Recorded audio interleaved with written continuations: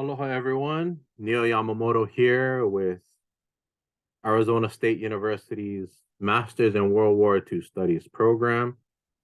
And wanted to do a quick lecture this evening about the Japanese American experience in World War II and beyond, in a short lecture titled To Be Just American. I said the Japanese American experience in World War II and beyond.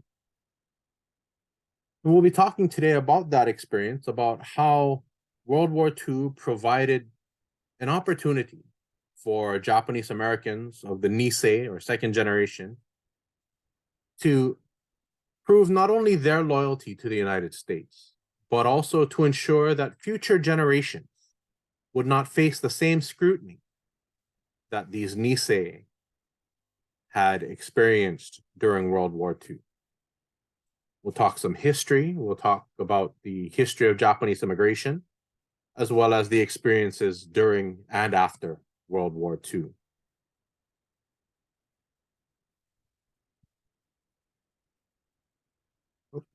Excuse me.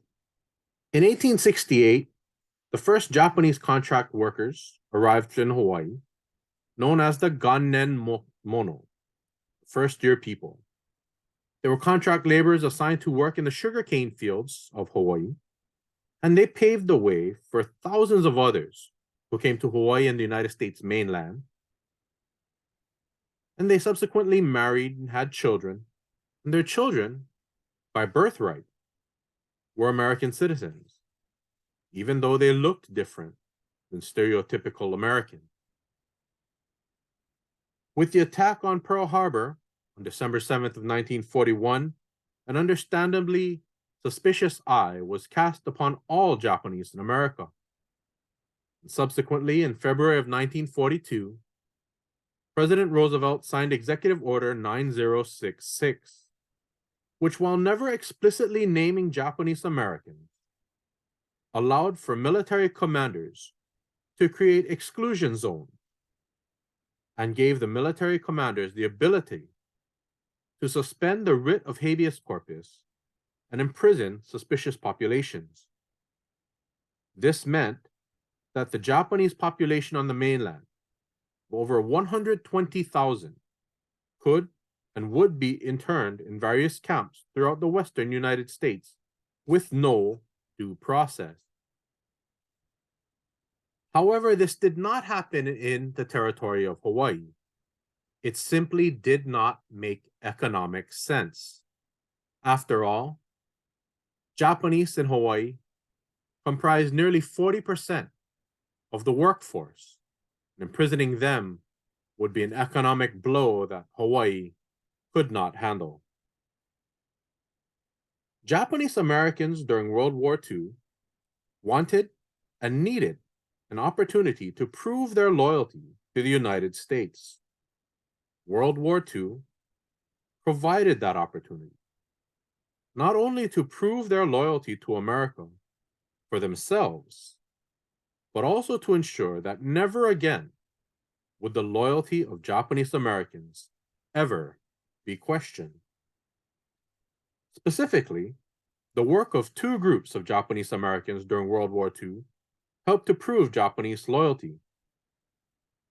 In early 1942, after being dismissed from military service, a group of nearly 170 Japanese American former ROTC students at the University of Hawaii formed a group called the Varsity Victory Volunteers, who worked to build roads, bridges, and other infrastructure projects in Hawaii in an attempt to prove their loyalty. In light of their hard work, as well as the stellar combat record of the experimental 100th Separate Infantry Battalion, comprised of Japanese American soldiers, President Roosevelt authorized the creation of the 442nd Regimental Combat Team in March of 1943.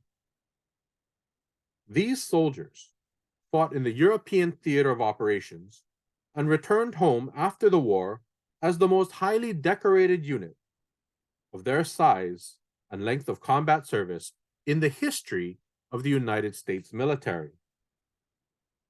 The war and the blood shed by the Japanese American soldiers should have been enough to clear a pathway to prove Japanese Americans' Americanness. But returning soldiers often found themselves unable to eke out a living in America. Their parents, recently released from the internment camps, went home to nothing, with little more than a bus ticket and their meager belongings they hastily took with them to the internment camp years earlier. So Japanese American soldiers went to work once again, this time by entering the political and business arenas. 442nd Soldier and future United States Senator Daniel Inouye recalled an instance where he wanted to get a haircut after returning home from the war. He was in uniform, medals shining, in a small town in California. The shop owner callously said, "We don't cut Jap hair here." Further, when the heroes of the 100th and the 442nd returned home and wanted to get loans for businesses and homes, large local banks, especially in Hawaii, refused to grant Japanese Americans the loans they needed to reestablish themselves in the civilian world. But all of that was about to change. In 1954, in the territory of Hawaii, a democratic revolution was going to take place. It ousted the white Republican rule in Hawaii.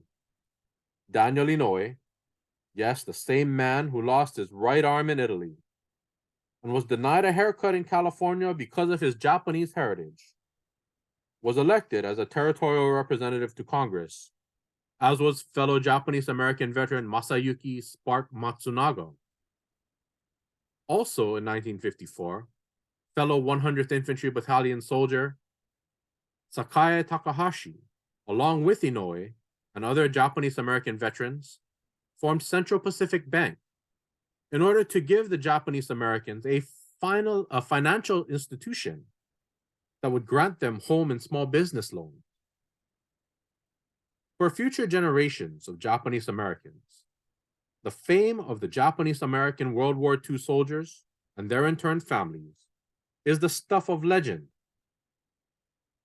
As a fourth-generation Japanese American myself, and as a descendant of soldiers of the 100th and 442nd Regimental Combat Teams, I owe my very existence and my unquestioned American citizenship to these brave American heroes. It is because of them that I, today, am just American.